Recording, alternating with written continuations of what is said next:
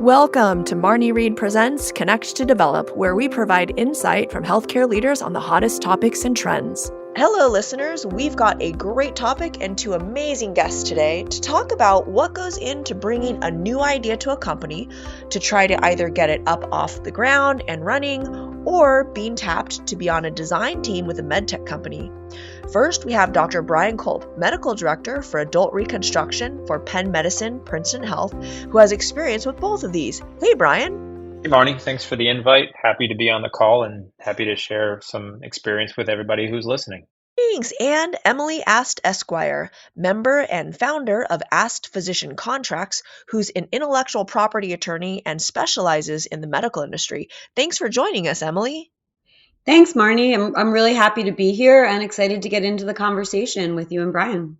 All right, since I suspect we could sit down and discuss this topic for hours, I want today to be more of a high-level discussion about the two types of ways to work on design teams with the MedTech company. So, Brian, what are various ways and levels that a surgeon could get asked to join a design team on a product for that company's portfolio?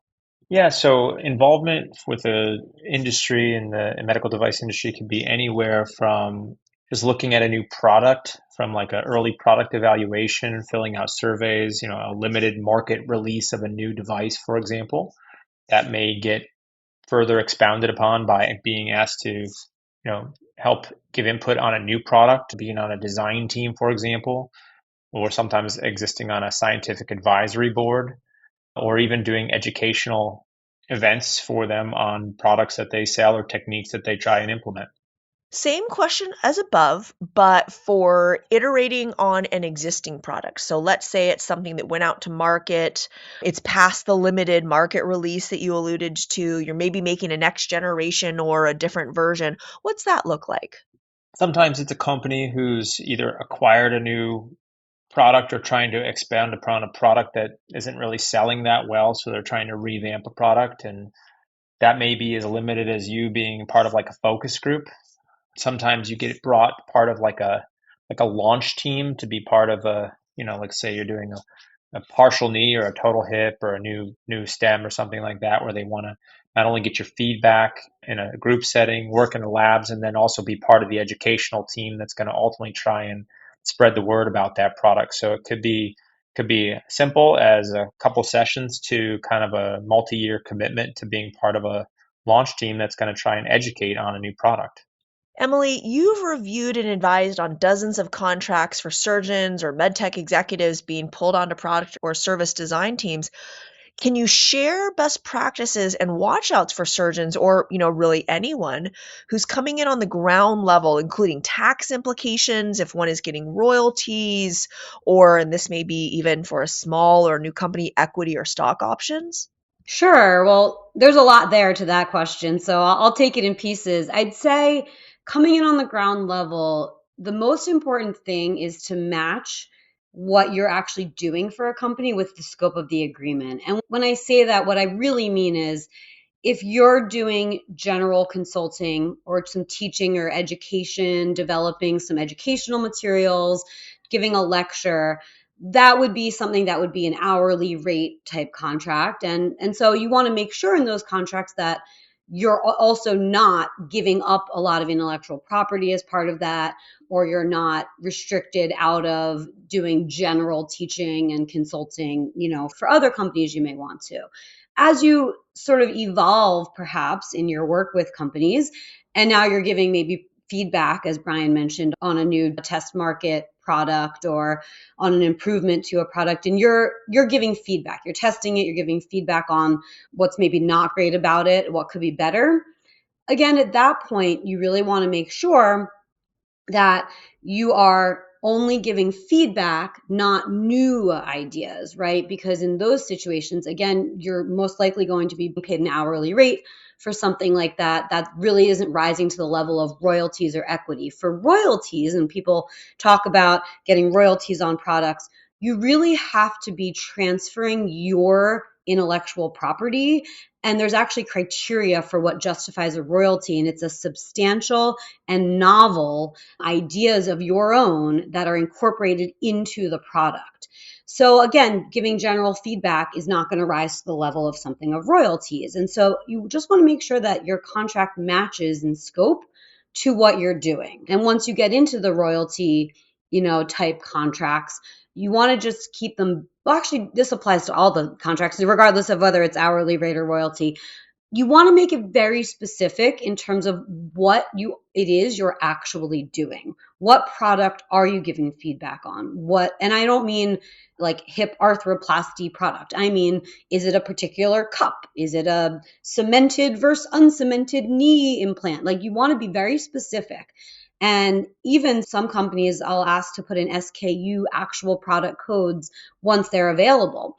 And the reason that you want it to be very specific in describing what you're doing for a company is because the intellectual property that the company is going to own and that you're giving to them is going to be tied to whatever it says in the contract. So if you are getting paid to give feedback on a very specific hip cup, you want to make sure the contract doesn't say, and you're going to give all intellectual property on everything in the field of hip arthroplasty. Because there's a lot of other things in there, right? So you want to make sure you're very specific so that your ideas on other things that are not specifically that particular product, you get to keep those ideas, right? And you can do something else with them. And then also that you're not restricted from doing other types of things for other companies in the same field, or maybe it's related to the same procedure, but it's not the same actual part. So you really want to match that scope of what you're doing to what it actually reads in the contract. I see this issue a lot, and particularly with robotics and technology these days, because there's so many different avenues of technology. There's AI, there's predictive algorithms, and there's many different ways to do that, and navigation, different kinds of navigation. So I've definitely seen recently some contracts that are for a very specific type of technology, but the contract reads that you're going to transfer all ideas related to robotics in arthroplasty or something very general like that. So again, you just really want to make sure you're really tying the contract language to what it is you're specifically doing. That's probably number one of my biggest thing that I see and that I work on with my clients. You asked a question about tax implications. I'll touch briefly on this, but people often maybe hear that royalties can sometimes be taxed as capital gains.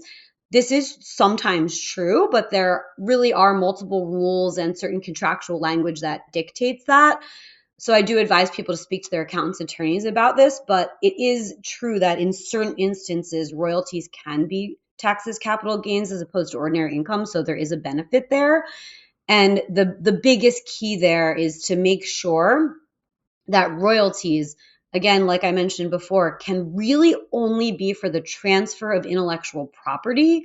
So you need to separate that from anything like promotional materials, developing teaching materials, being at a teaching or promotional event.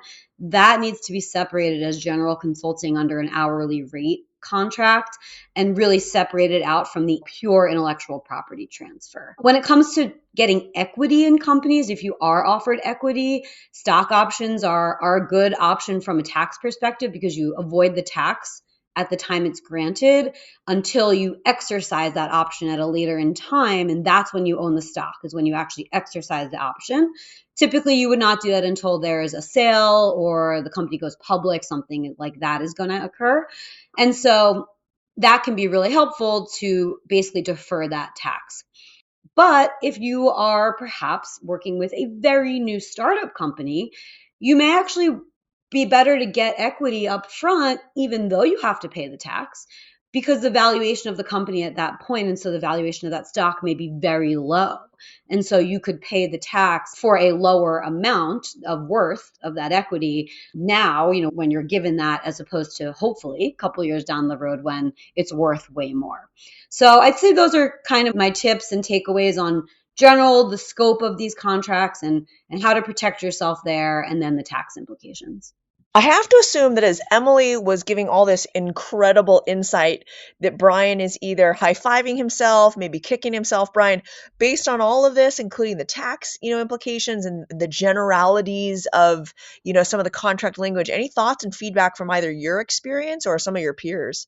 I'd say I'm both kicking and high-fiving myself. Thankfully, Emily happens to be my counsel, so I have a lot of good advice when I do have these discussions, so I haven't made all these mistakes.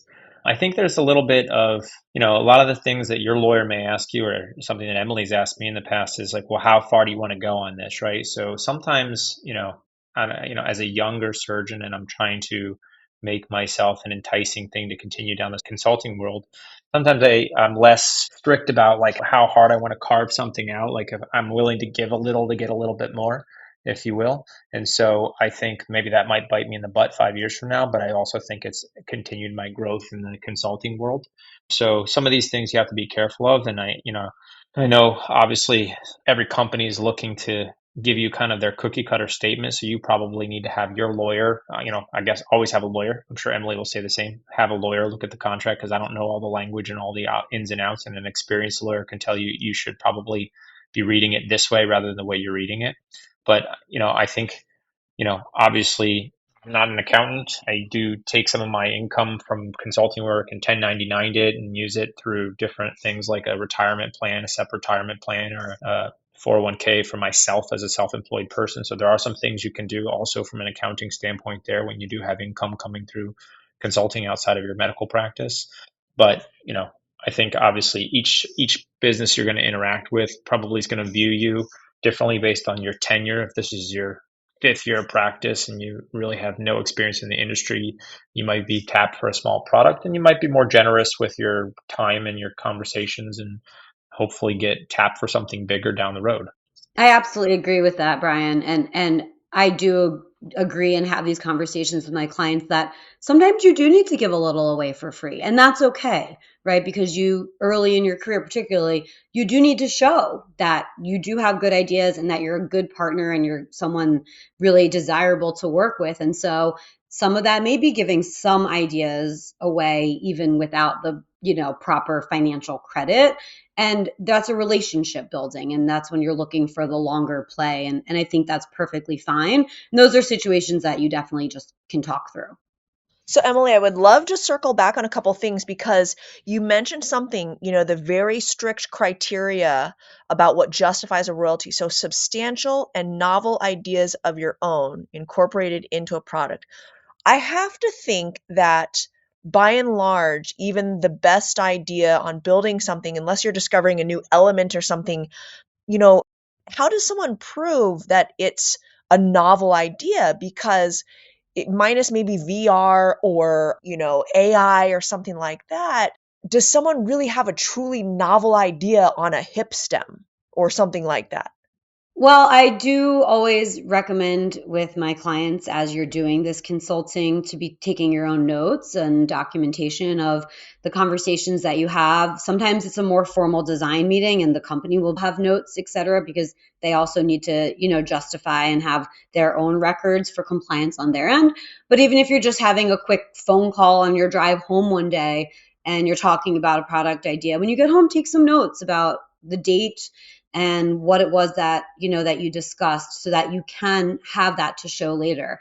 And there's lots of ways that you can be contributing ideas, and sometimes it's not necessarily the actual way that the software is going to work, right? There's a engineer doing that, but you're the one giving input on here's how this would work in a technique of my surgical experience.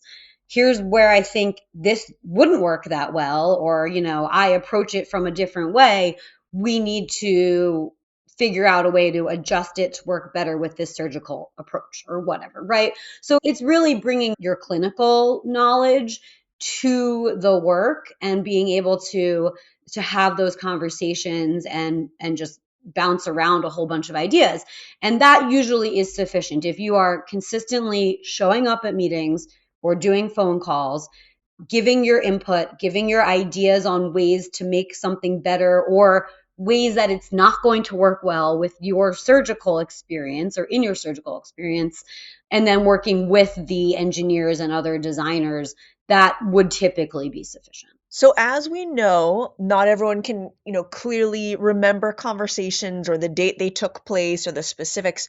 Would you recommend, because I'm someone who's a big fan of just documentation, partly for my own brain, because I can't remember everything, but to this point, right, if you're going down the track of, royalties or equity, and so you need to showcase, that you've really had input and stuff, what are your thoughts or suggestion advice on doing an email follow-up after that conversation with that person?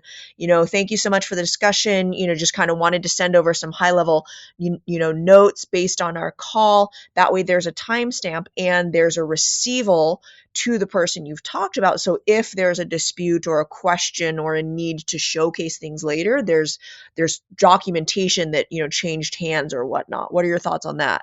Yeah, I think that's a great idea. That can be very, very helpful to document that and have a timestamp. I absolutely agree. If that is not something that you're able to do in the moment or what have you, just at least just have a little notepad on your phone. Use the notepad app. Jot down what day you spoke to someone and what you spoke to them about. And then at a later date, you can, make a little chart or email it to yourself or email it to the company, at the end of the month or at the end of the quarter, just to have that documentation if you can't do it in the moment. That makes sense. So, Brian, Emily mentioned very lightly non-competes, and I'm going to have her get into that a little bit more. What has been your experience? I loved what you said about, for that relationship build, you really want to, establish a long-standing relationship with this company. So in the beginning, you give a little bit and stuff. What is your experience with non-competes? At what point do you feel in your relationship with the company that you really want to kind of, come down hard with the specific non-compete language, based on your experience and, some of your friends and predecessors and peers? Well, again, I think this is partly as you start getting into this space, you start, don't just have your lawyer read your contract, you start to read your own contracts and you start to get a touch of the lingo. Just like we all learned how to approach a medical textbook, you need to learn how to approach a contract, even if you're not going to be as good at it as your lawyer or Emily.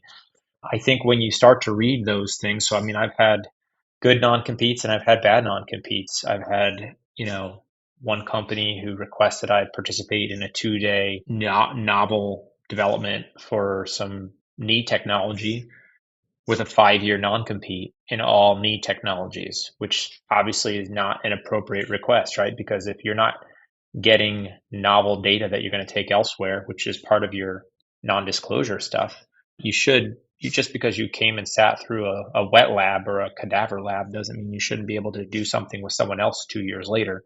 So some non-competes are a little bit extreme and you kind of need to read for it, be like, okay, if you said don't do anything for 6 months, that's fair with a 2-day course. But some things are like, a 10-year non-compete, but you're potentially standing to bear for royalties for 10 years, you may be willing to sign the longer non-compete because the upside's bigger. So I think it's first is just starting to learn to read a contract.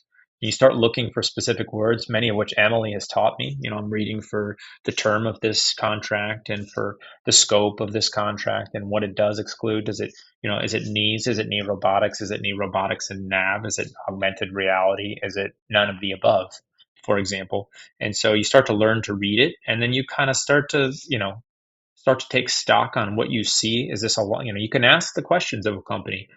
How many hours do you think this project is going to be over the next year or 5 years? How many times are we going to engage? Is the scope of a non-compete commiserate with the amount of work? If you're only going to give me $1,000 over the course of 5 years and I can't do anything for 5 years and I have some good ideas, well, maybe I don't want to be involved.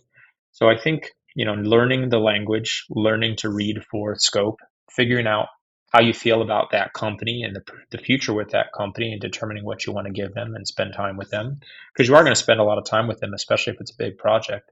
And then ultimately, you can ask appropriate questions, fire back. Is this really appropriate? Should this be a 5-year non-compete? Do you expect me to do 5 years of work here? Is it only 1 year's worth of work? And then hopefully, this is the world of business, so to speak. So you're going to have to take some risks, right? You might say, I think this project is going to go somewhere and I stand to benefit from it and I believe in it and I really am willing to sign off on the opportunity to do another project that may come up with the hopes that this thrives. And that's part of the risk taking in the world of business that you engage in. So Emily, I have first more of a tactical question and then, a question more about, like language and understanding those terms.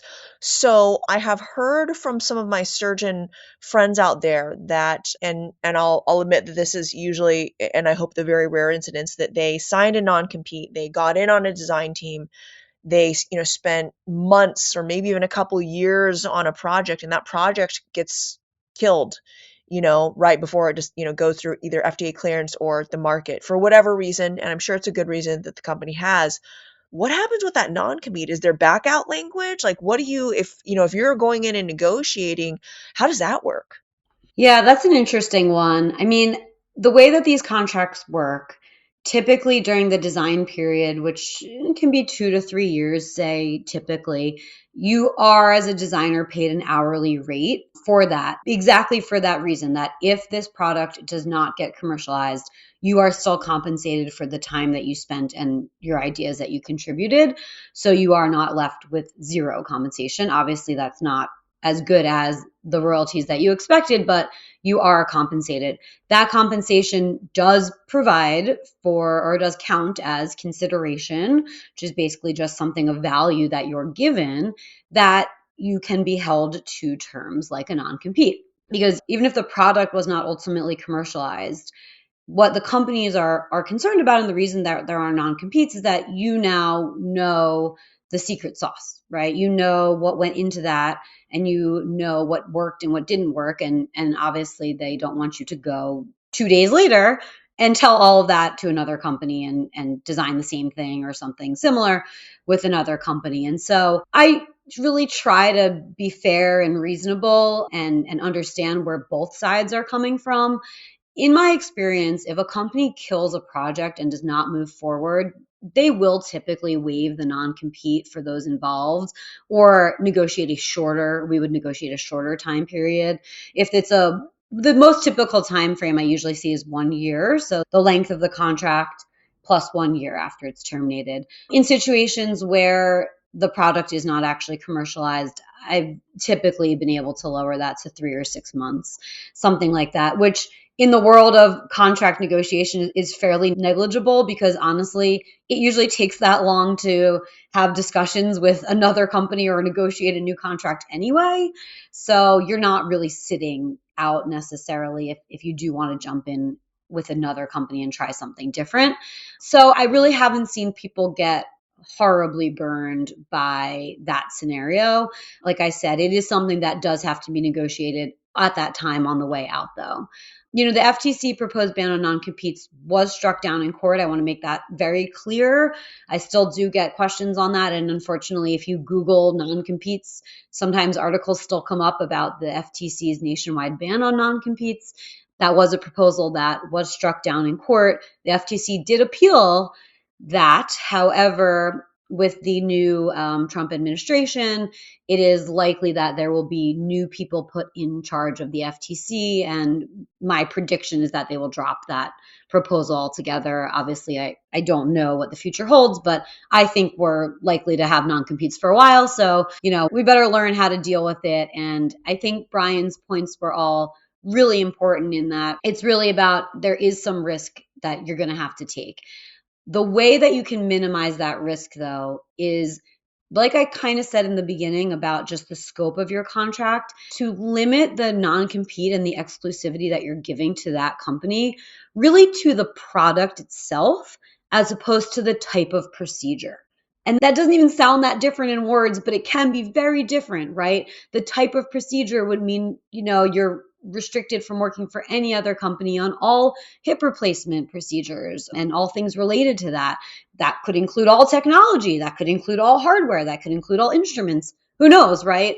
If you were actually only designing a specific hip cup or a specific augmented reality algorithm or something, well, then that is what you should be restricted from doing for another company. Something that is either directly competitive or substantially similar to that exact product. And so that's the best way I find to really limit it, where yes, you are taking a risk and you're not going to be able to go do another hip cup or exactly what that is, but you're still free to go do a STEM or some other type of robotic technology. Great feedback. Okay, Brian, let's pivot a little bit. Now let's talk about you've been in practice for a while, you've done a little work on design teams, and now you've got this great idea.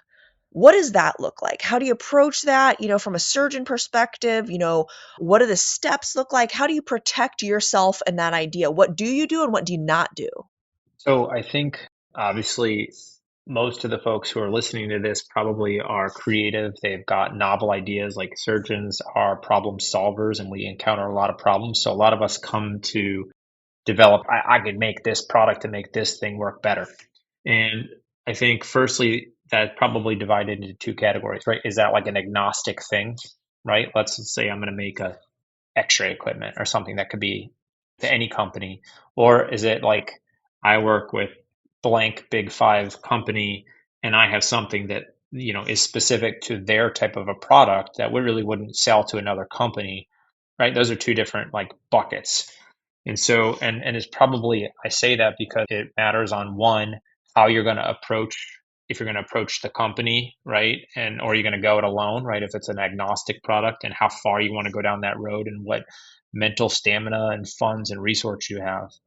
I think the first thing is to get, as we keep talking about, is to protect your IP. So, for example, if you're going to be working with a company of having a non-disclosure, right? Like you can have an NDA. There, you can be generic, although I would probably Emily could tell you what belongs in it, but putting something about what you're going to be disclosing to them so that you can then have a conversation and have something to fall back on. Or if it's something where you're going to be working on a new novel product, I'm developing a water bottle that helps surgeons stay more hydrated between surgeries. And that could be nothing to do with any of the big five. And that might be something that I need to do a patent search and engage with a patent lawyer and figure out if there's something that's really creative and new there, and then ultimately decide where I'm going to go with it. So first is just kind of figuring out where this fits in the who do you need to work with to take this to market? What does your institution have over what ownership do they have? Are you going to be using their resources? Are you going to be spending your money, et cetera? That's number one, figuring out how you're going to start into this foray. Two is like kind of figuring out what else is out there, right? If there's something similar that you're going to be spending a lot of money on. I had an idea, I won't go into it, but like probably would be better if I could bring it in and license it than to try and redevelop and reinvent the wheel, right? Then figuring out secondly is how much energy do you have? So if you're going to be building a product from scratch, do you have the know-how? Do you need a partner? If it's an app, you need to partner with someone who writes code, or if you're building a device, you need to figure out someone who can build something with hydraulics or something like that. Really, sinking some of your own money and then deciding if you can make a first prototype and then potentially present that to either use it yourself in surgery and see that it's a proof of concept and publicize it, or B is go to a company with a concept and say, hey, I've got all this. This is its value. I've got a slide deck on it, and I think you should consider it and shop it around with NDAs. Or conversely, if you're working with a company, again, if you've got an idea that's unique to that company, again, get an NDA in force, have something that you've written up, a PowerPoint, your notes, et cetera, digitally. And that way, when you meet with them, it's proof that it's your idea, knowing the value of that idea, selling the value of idea, right? Here's what you're going to gain market share, or here's solving a problem that you guys currently have, or whatever. And then hopefully you've got a good partnership in that company where you can take it to completion. And then there are some things where if you don't have the know-how to take it to completion yourself, gaining a good partner or partners early may actually help something that would otherwise get buried in the sand to actually become useful for yourself, your patients, and your peers. So I think that's a big question of figuring out, who you're working with, what the product is, and then how much help you're going to need to actually make it something real. Incredible. I'm going to jump in here. I'm a big fan of NDAs, and I know, Brian, you mentioned it a few times. And even when you are just spitballing an idea with someone you trust, I hear this all the time. I don't need an NDA. I'm telling my best friend from residency or whatever. This person is not going to steal my idea. I would tell you, have them, I'm sure they will gladly sign an NDA. Have them sign an NDA anyway, because it can actually impact your ability to get a patent or defend your patent later. Because I don't know if a lot of people know this, if you have made your idea public, and in the United States, the bar for making it public is telling even just one person, not under NDA, once you've made an idea, quote, public, you have a 1-year grace period in the US to file for patent protection. And so if you're in the ideation stage, you better believe it's going to take you longer than a year to figure it out and hire the right people or whatever to file a patent application. So even if you're telling someone you trust, I still recommend to have an NDA to paper that you did not make this idea public. And then Brian's points were very well said about, do you have the grit and the finances and the know-how and the right people in place to do something on your own. I mean, I'm not a patent attorney, but I do know that a patent is usually a 5-year process and probably around $20,000. Like it's not as simple as, oh, I just filed this one piece of paper for $100 and I get a patent. So it definitely takes time and fortitude and some resources. So definitely something to think about as far as looking for a partner early if it's not something you think you can go it alone.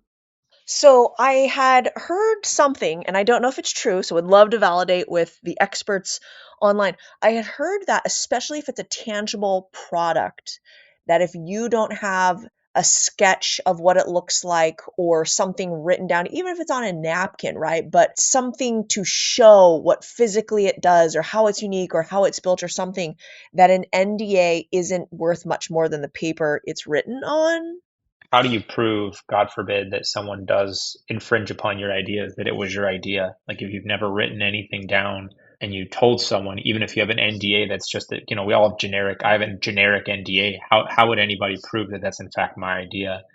And Emily, yeah, you can correct me, but I think you got to have bullet points, notes, an email, a recording, a sketch, something that actually shows that you had an idea and when.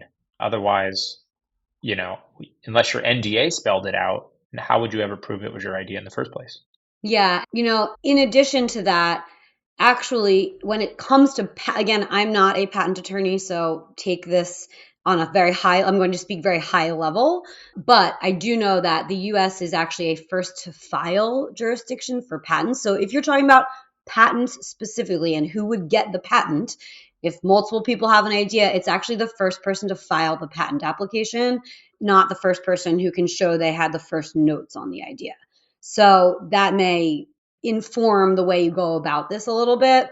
That was not always the case, but now the US is a first to file jurisdiction for patents.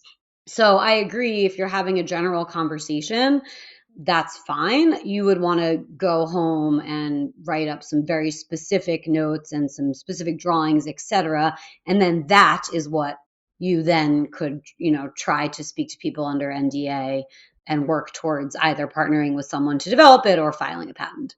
Well, it may be that this really is your best friend and they're not going to sue you or try to beat you to this idea. And that's really not going to happen. But I think my point about an NDA is that even if you do develop this, whatever it is, and you get a patent on it, and another company or someone totally else, someone from across the country you've never met before, actually challenges your patent and says, I filed for a similar idea or something that's overlapping or whatever it is, first, and you have to take it to court because they're saying that you infringed their patent. They had it first. The fact that if it can be known, right, if it can be shown other people overheard your conversation, whatever it is, if it comes out that you did have this conversation with your friend not under NDA, that can actually destroy your claim, even not from that person that you told, but from another third party. I think furthermore, again, whether you're writing notes or bullets or a sketch or whatever, when you go to talk to a patent lawyer and you do a patent search, or even if you're going to approach a company that's a product for their company, that instrument that you're talking about at your meeting, for example, having a pie in the sky idea is not a patent. You have to have something that you can tangibly act upon, that you can, like it's not just, I think there's a better way to cut a bone. So that's my idea, right? What is it? What about it is unique? What are you patenting? Until you can actually iterate that, and probably going through the act of writing it down or drawing it or whatever makes you iterate it out to something that's actually tangible. You don't have something to patent if it doesn't actually have any substance to it. So probably iterating some of those things creates the substance that you're either going to present to the company or discuss with a patent lawyer who's going to do your patent search. Yeah, like I would love fat-free French fries to be invented. And so if someone does, it was my idea. So, just hand over the royalties. Brian. Pie in the sky, talk about it, huh?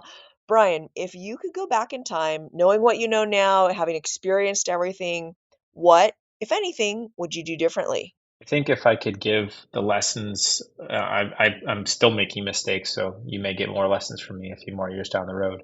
One is, as Emily said, getting an NDA. Like when you come out of training, where do you get an NDA? You could probably get a lawyer to give you one for pretty cheap. You can get them. You could probably figure this out through some sort of chat GPT. Like there's generic things out there that you can modify so that you just have something. So that way, have one in your folder.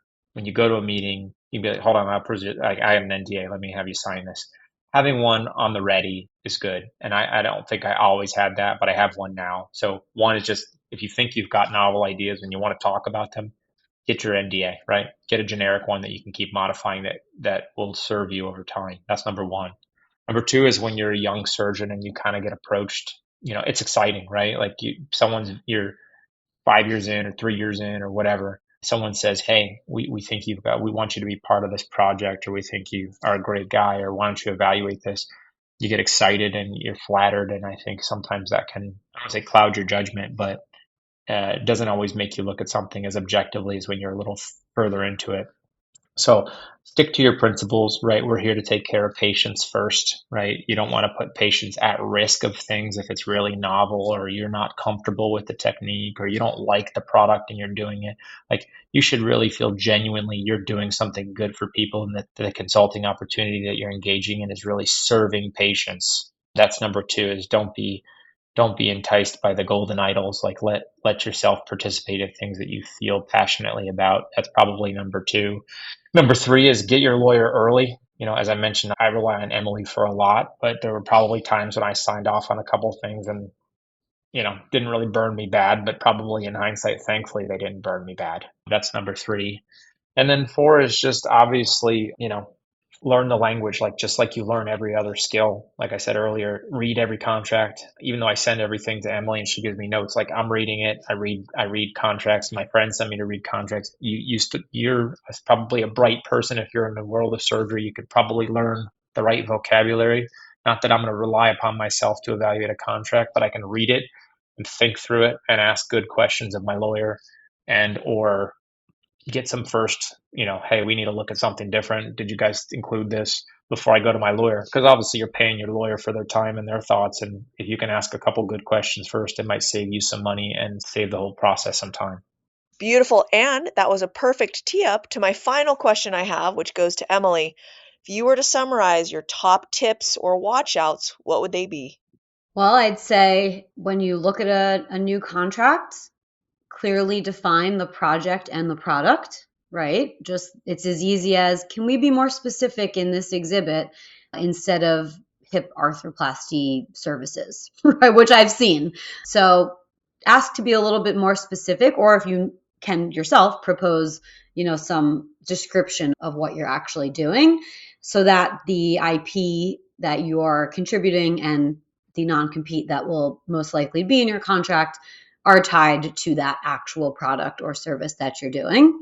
So that would be number one. I would say number two would be to bring in an attorney both to review the nuances, but also it can sometimes be helpful to take the physician out of the negotiation seat, so to speak, so that the physician can focus more on the relationship building, which is a very important component here as well. I think that you really think of a contract as a relationship, right? And you hope it's a long-term fruitful relationship that you really do want to nurture. So I'm not a big fan of playing hardball or negotiating tough for the sake of it.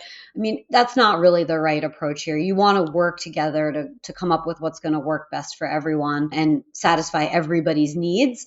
And so if there are things that are a little tricky or feel a little contentious, it can be better to have somebody else do that on the physician's behalf so that they can more focus on the relationship piece of that.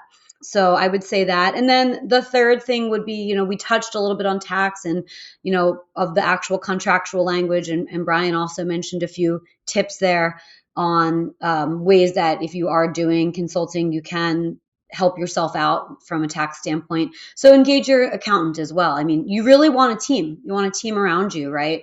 So you're going to want an attorney and an accountant, and probably some sort of insurance broker too, right? I would recommend also, having some umbrella policy or something.